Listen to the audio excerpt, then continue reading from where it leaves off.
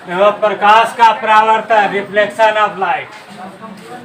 इसमें आप समझना है कि प्रकाश क्या है। तो प्रकाश देखिए वह भौतिक कारक जिसकी सहायता से हम किसी वस्तु को देख सकते हैं, प्रकाश कहलाता है। प्रकाश के बारे में बताया गया कि प्रकाश की उपस्थिति में हम किसी वस्तु को देख सकते हैं। वैसे किसी वस्तु को देखने के लिए 3 चीज की जरूरत पड़ता है।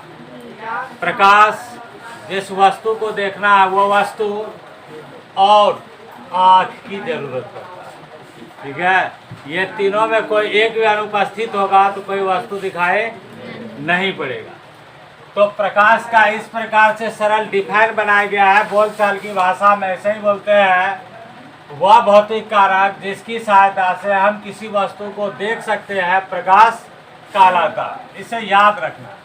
इसके बारे में और भी चीज बताया गया है जो कि हमें ऑब्जेक्टिव के रूप में भी काम आएगा।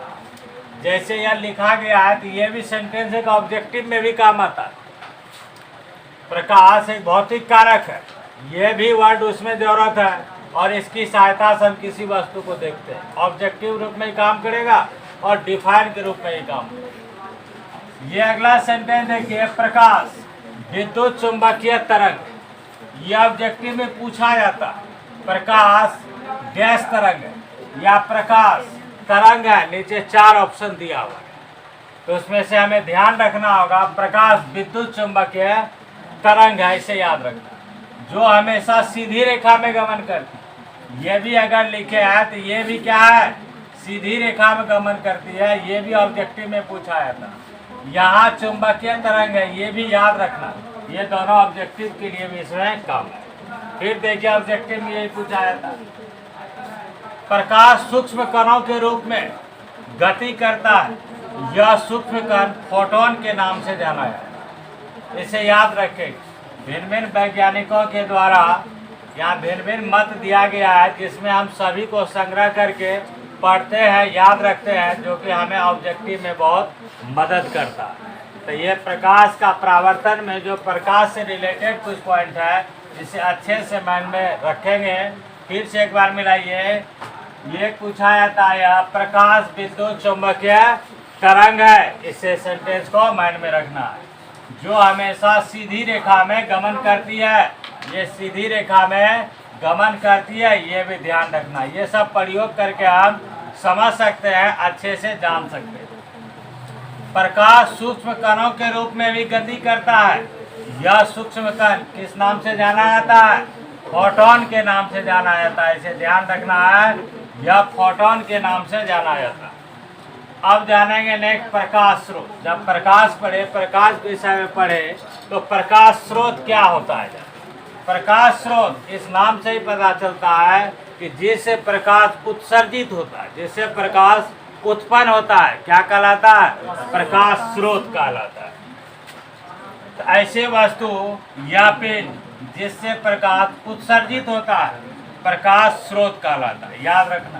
तो एग्जाम में मल्टीपल चॉइस में ऐसे टाइप का ऑप्शन में दिया हुआ रहता है, तो इसका डिफाइन तो जानेंगे प्रकाश स्रोत क्या है। इसका एग्जाम्पल जो है ये बहुत आवश्यक है, इसे भी ध्यान रखना।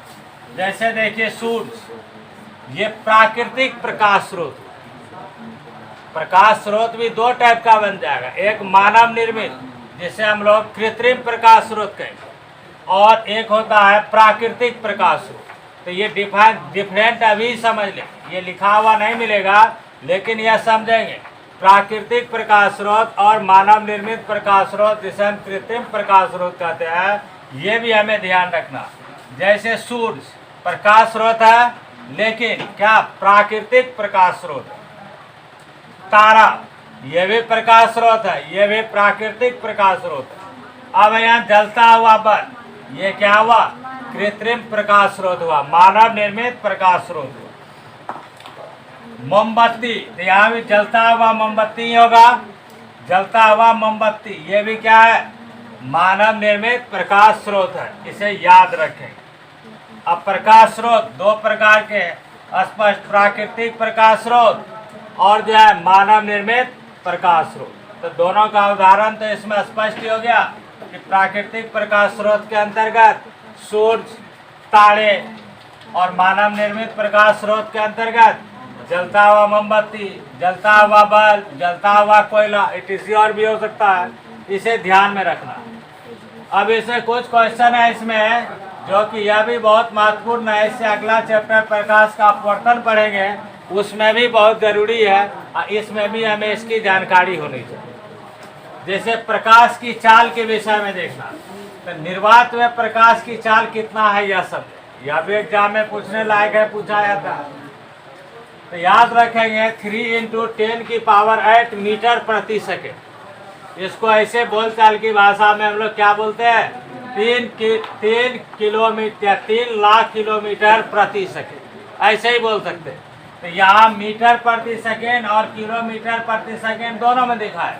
तो याद रखने के लिए कोई एक याद हो तो दूसरा अपने आप सेट किया जा सकता है, या अगर इसे सेंटीम बदलना है या और भी किसी मात्रा के बदलना है तो उस तरह से बदला जा सकता है। लेकिन प्रायः एग्जाम में यही दोनों यूनिट में ज़्यादा पूछा जाता है, या तो मीटर प्रति सेकेंड में या किलोमीटर प्रति घंटा, इसलिए दोनों लिख दिया। निर्वात में प्रकाश की चाल 3 × 10⁸ मीटर प्रति सेकेंड और किलोमीटर प्रति सेकेंड में कितना होगा, तो 3 × 10⁵ किलोमीटर प्रति सेकेंड। तो ये दोनों में डिफरेंट को समझा दिया जाता है। हम लोग जानते हैं कि 1 किलोमीटर बराबर होता है 1000, और ये भी अच्छी तरह से जानते हैं कि किलोमीटर को मीटर में बदलने के लिए 1000 से मल्टीप्लाई करते हैं, और मीटर को किलोमीटर में बदलने के लिए 1000 से डिवाइड। यहाँ 1000 का मतलब हुआ 10 की पावर 3, तो सिर्फ 3 जीरो का फर्क पड़ेगा, 10 की पावर 3। तो ये मीटर प्रति सेकेंड है, कितना, 3 × 10⁸ मीटर प्रति सेकेंड। तो अगर इसमें हम 10 की पावर 3 अर्थात 1000 से भाग देते हैं, तो इसका जो पावर 8 है वह क्या होगा, इससे 3 घट जाएगा। तो 8 में 3 घटा देंगे तो इसका पावर हो जाएगा 5। या अगर इसमें समझिए 3 में इसमें 8 जीरो है, 1000 से भाग दिए तो कितना जीरो बचेगा, 5 जीरो। उसी का हम लोग लिख सकते हैं 10 की पावर 5। ये जो लिखा गया है, जिस रूप में लिखा गया है, ऐसे तो यहाँ 3 पर 8 जीरो लिख करके भी लिख सकते हैं इसको, या 3 पर 5 जीरो भी लिख करके इसे हम लोग लिख सकते हैं, शो कर सकते हैं। तो ये जो लिखा हुआ है इसको हम लोग बोलते हैं वैज्ञानिक संकेतन। वैज्ञानिक संकेतन मतलब नंबर को शॉर्ट में लिखने का एक ट्रिक है। इसी को हम लोग या तो मानक रूप भी बोलते हैं, ये स्टैंडर्ड फॉर्म भी हुआ। ये मैथमेटिक्स से नंबर को, बड़ा नंबर को छोटा करके लिखने का ये स्टैंडर्ड फॉर्म हुआ, मानक रूप हुआ, या इसे हम लोग वैज्ञानिक संकेतन भी। तो ये वैज्ञानिक संकेतन के रूप में लिखा हुआ है। तो यह हो गया प्रकाश की निर्वात में चाल 3 × 10⁸ मीटर प्रति सेकेंड, और किलोमीटर प्रति सेकेंड में कितना होगा, तो 3 × 10⁵ किलोमीटर प्रति सेकेंड। अब प्रकाश की चाल पानी, पानी में भी प्रकाश गमन करता है, ध्यान रखना है, पानी में भी प्रकाश गमन करता है, और पानी में प्रकाश की चाल निर्वात की अपेक्षा कम। इसका होता है 2.25 × 10⁸ मीटर प्रति सेकेंड, 2.25 × 10⁸ मीटर प्रति सेकेंड। और इसी को अगर किलोमीटर प्रति सेकेंड में शो करेंगे, इसमें भी क्या होगा, जो 10 का पावर 8 है वहाँ 10 की पावर 5 है। तो किलोमीटर प्रति सेकेंड में पानी में प्रकाश की चाल 2.25 × 10⁵ किलोमीटर प्रति सेकेंड है, इसे याद रखना। नेक्स्ट देखिए, हवा में इसका फिर हवा और निर्वात दोनों में सेम हो जाए, हवा में और निर्वात में दोनों में सेम होता है प्रकाश की चाल। तो हवा में प्रकाश की चाल भी 3 × 10⁸ मीटर प्रति सेकेंड, और किलोमीटर प्रति सेकेंड हो जाएगा 3 × 10⁵ किलोमीटर प्रति सेकेंड। अगर हवा और निर्वात में थोड़ा अगर कंपेयर किया जाए, तो निर्वात में तो ये 3 × 10⁸ मीटर प्रति सेकेंड होता है, और हवा में हम लोग 2.99 × 10⁸ मीटर प्रति सेकेंड प्रयोग किया जाता है, या प्राय बुक में रहता है। जिसे हम लगभग क्या करते हैं 3 × 10⁸ मीटर प्रति सेकेंड ही याद रखते हैं। अर्थात यह समझा जा सकता है कि निर्वात की अपेक्षा हवा में प्रकाश की चाल अंशतः अर्थात बहुत कम जो क्या होता है वह नीचे रहता है इसे या थोड़ा कम होता है, लेकिन इसे लगभग समान ही माना गया है। हम लोग हवा में और निर्वात में प्रकाश की चाल 3 × 10⁸ मीटर प्रति सेकेंड होता है, यही याद रखेंगे, काम चलता है। अब है कांच में प्रकाश की चाल होता है 1.8 × 10⁸ मीटर प्रति सेकेंड। कांच में प्रकाश की चाल 1.8 × 10⁸ मीटर प्रति सेकेंड और किलोमीटर प्रति सेकेंड में हो जाएगा 1.8 × 10⁵ किलोमीटर प्रति सेकेंड। इसे अच्छे से याद रखना है, ये सभी पॉइंट भूलना नहीं है, इसे याद रखना है, बहुत काम का है। फिर अब आइए, जब प्रकाश की चाल इसे पढ़ते हैं तो ध्वनि तो इस चैप्टर से रिलेटेड नहीं है, लेकिन इसका भी यही पढ़ लेने से दोनों ताज़ा हो जाता है और याद रहता है, और हमें कहीं न कहीं साइंस में ये काम पड़ेगा या किसी कंपटीशन में भी ये सब क्वेश्चन पूछता है, इसे याद रखेंगे, या ऑब्जेक्टिव में ही पूछ दिया जाएगा, 10th फिजिक्स में ही पूछ दिया जा सकता है। वैसे ध्वनि से रिलेटेड ज़्यादा 9th आता है, लेकिन यह जरूरी नहीं है कि साइंस में आएगा, तो 10th में कभी कभी आ जाता है, कभी कभी आगे पीछे उल्टा पुल्टा क्वेश्चन आता है। तो निर्वात में देखेंगे ध्वनि की चाल, याद रखेंगे निर्वात में ध्वनि की चाल शून्य होता है, मतलब साफ स्पष्ट हुआ कि निर्वात में ध्वनि गमन नहीं करे।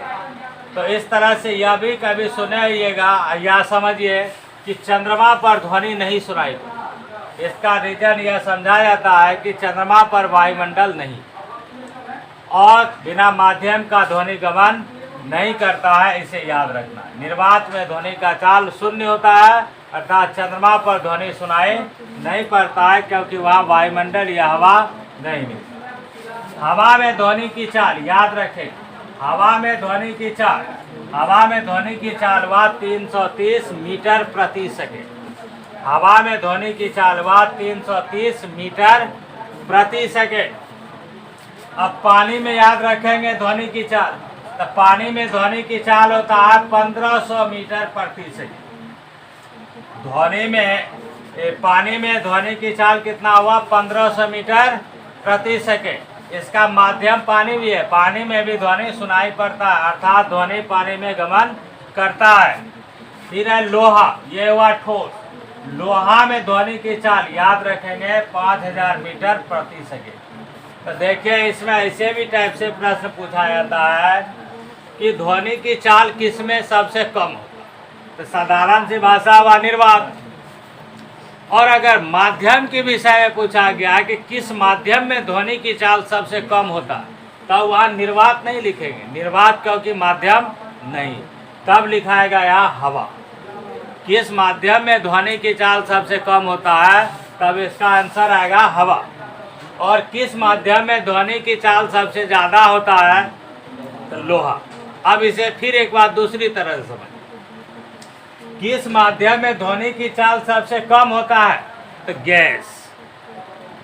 हवा मतलब गैस, क्योंकि माध्यम तो ठोस द्रव गैस तीन ही ज़्यादा फेमस है, ये तो उनके उदाहरण हुआ ना। गैस में एक उदाहरण हो गया इधर हवा, और ठोस में उदाहरण हो गया लोहा। तो अगर माध्यम के आधार पर पूछा जाएगा ऑप्शन में हवा पानी लोहा न दो करके ठोस द्रव गैस के रूप में रहेगा, तब तो हमें समझना न होगा फिर क्या लिखना चाहिए। तो किस माध्यम में ध्वनि की चाल सबसे कम होता है, तो गैसीय माध्यम में ध्वनि की चाल सबसे कम होता है। और किस माध्यम में ध्वनि की चाल सबसे ज़्यादा होता है, तो याद रखेंगे ठोस में ध्वनि की चाल सबसे ज़्यादा। सेट हो गया। ऐसे इसी तरह से अगर यहाँ प्रकाश में भी अगर जाना जाए पढ़ा जाए, तो यहाँ देखिए 3 माध्यम ऐसे जनरली लिखा हुआ है, तो इसमें भी हम लोग समझ सकते हैं। वैसे कांच में अगर जानेगा तो एक कांच तो कोई एक कांच का भी कई टाइप है, तो भिन्न भिन्न टाइप के कांच है, प्रकाश की चाल भी भिन्न भिन्न है। ये एक कोई साधारण कांच कॉमन कांच का लिखा हुआ है, उसमें प्रकाश की चाल, तो इसमें इसे जनरली माइंड में सेट कीजिएगा कि किस में प्रकाश की चाल सबसे ज़्यादा होता है, तो ऐसे से हो गया इसका आंसर निर्वात में। और किस में प्रकाश की चाल सबसे कम होता है, तो इसकी तरह से इसमें हो गया कांच में, तो यहाँ ठोस भी बना सकते हैं इसे। तो इन दोनों का इस रूप में भी आंसर जाने। अब इसमें फिर एक बार जाने, ये भी क्वेश्चन एग्जाम में कभी कभी पूछता है कि बिजली की चमक पहले दिखाई पड़ता है और उसका आवाज़ गर्जन कुछ समय बाद सुनाई देती। तो इसका रीजन देखिए इसी में छिपा हुआ, यहाँ स्पष्ट देखिए प्रकाश की चाल जो है निर्वात में या हवा में कितना है 3 × 10⁸ मीटर प्रति सेकेंड, और ध्वनि की चाल हवा में कितना है 330 मीटर प्रति सेकेंड। अर्थात हवा में जो प्रकाश की चाल है हवा में ध्वनि की चाल की अपेक्षा बहुत ज़्यादा अधिक है। तो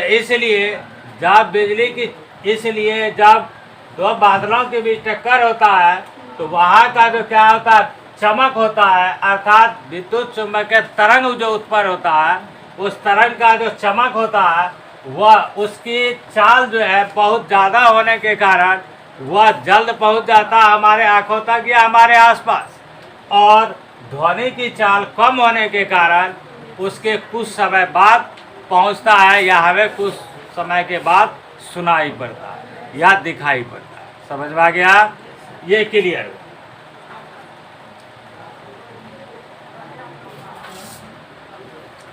अब इससे रिलेटेड जब ध्वनि चर्चा हुआ, प्रकाश भी यहाँ चर्चा हुआ, तो और दो क्वेश्चन इसमें दिमाग में रखना। एक वर्ड याद रखिएगा श्रुति निर्बद्धता, और एक वर्ड होता है श्रुति, एक तो श्रुति निर्बद्धता।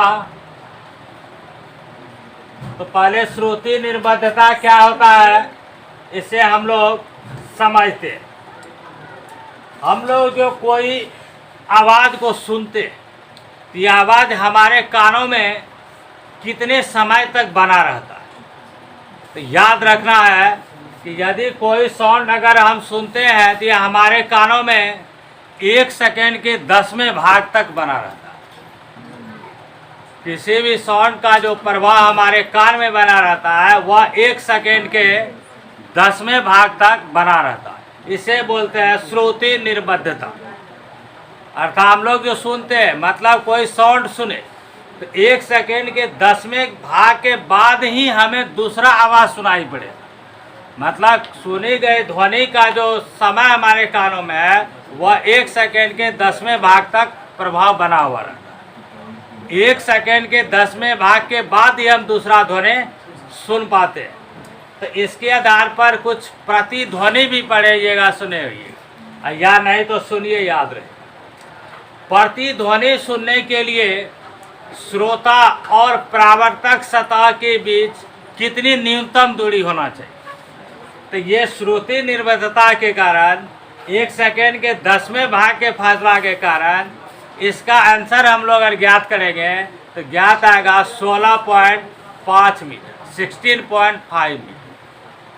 प्रतिध्वनि सुनने के लिए श्रोता और परावर्तक सतह के बीच न्यूनतम दूरी होना चाहिए 16.5 मीटर। अगर इससे कम दूरी पर होगा दोनों के बीच का फासला तो याद रखें प्रतिध्वनि उसमें सुनाई नहीं पड़ेगी।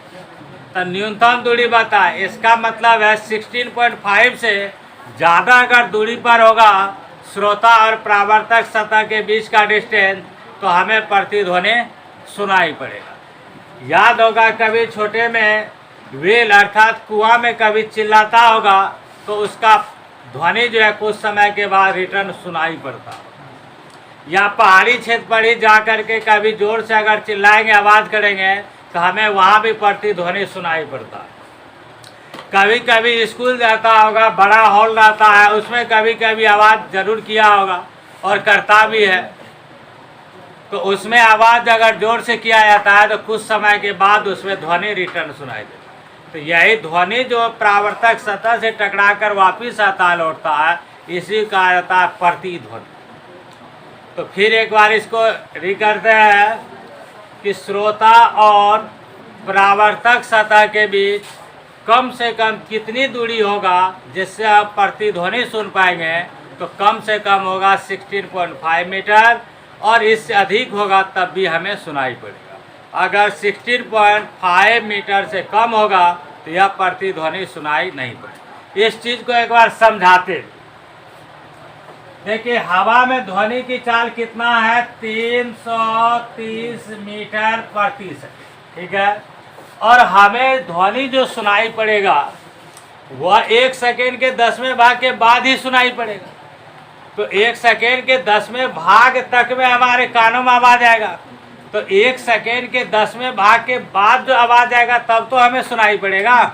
तो 1 सेकेंड के 10वें भाग में कितना दूरी तय करना चाहिए, इसको आना चाहिए।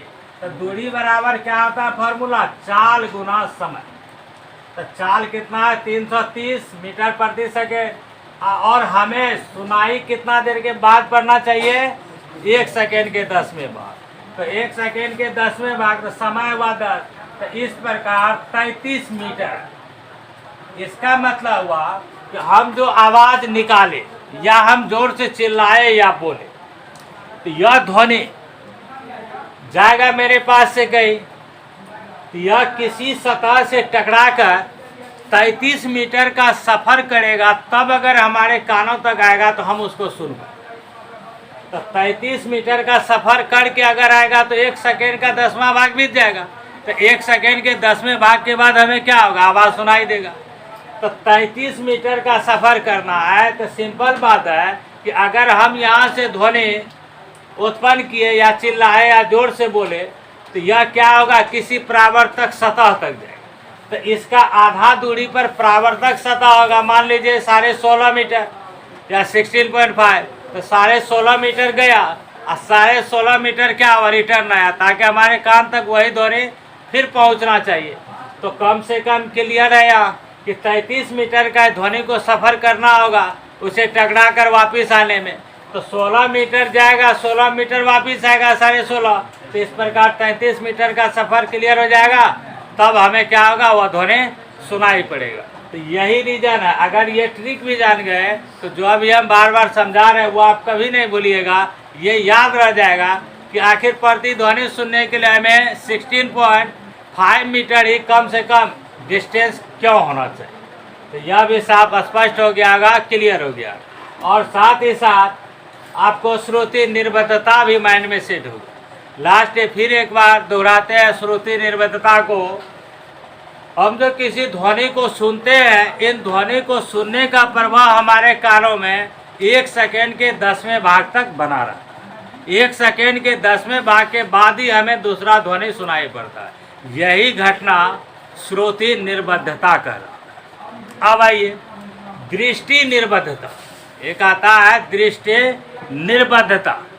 हम लोग जो किसी वस्तु को देखते हैं, जैसे बोर्ड पर ही लिखा हुआ हम कुछ पढ़े या देखें, तो ये जैसे निर्वात में लिखा हुआ है, तो इसके बाद जो हम दूसरा जगह किसी जगह लिखा हुआ को देखेंगे, ये भी हमें 1 सेकेंड के 10वें भाग के बाद ही दिखाई देता है।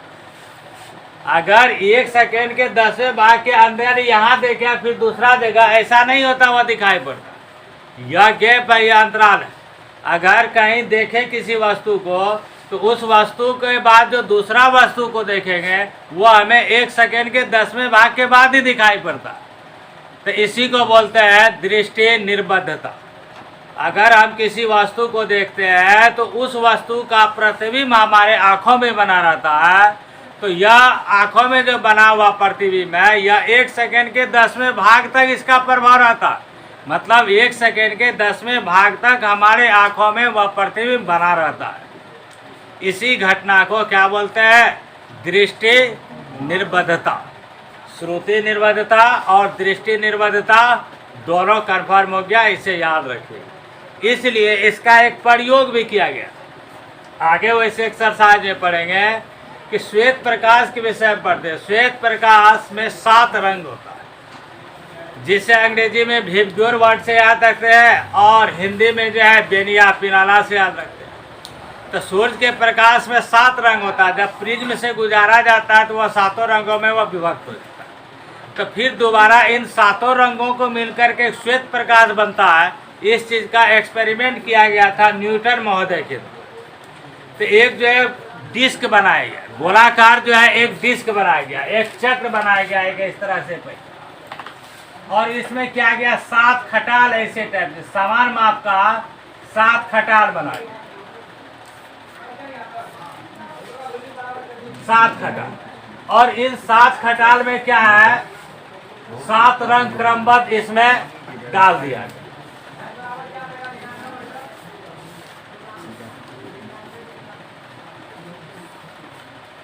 सात रंग जैसे इसको क्रमबद्ध तरीके से रंग दिया और इसे पहले धीरे धीरे घुमाएंगे। तो जब धीरे धीरे घुमाई दिया तो यह सभी रंग दिखाई दिया। इसको जब जोर से घुमाया जाता है और इतनी रफ्तार से घुमाया जाता है कि जब ये सातों रंग हमारे आंखों के सामने 1 सेकेंड के 10वें भाग में गुजर जाता, ये एक नहीं सातों का जब घूमता है तो यह रंगीन वाला पट्टी हमें जब 1 सेकेंड के 10वें भाग में यह पूरा घूमने लगता है तब ये रंगीन पट्टी दिखाई नहीं देगा, तब वह श्वेत पट्टी दिखाई देगा, वह श्वेत दिखाई देने लगेगा। इसका मतलब हुआ वो सातों रंग इसमें मिक्स्ड हो और 7 रंग मिल करके फिर श्वेत धब्बा हो। तो ये भी आगे इसे इसके बारे में पढ़ लेंगे, इसे याद रखना।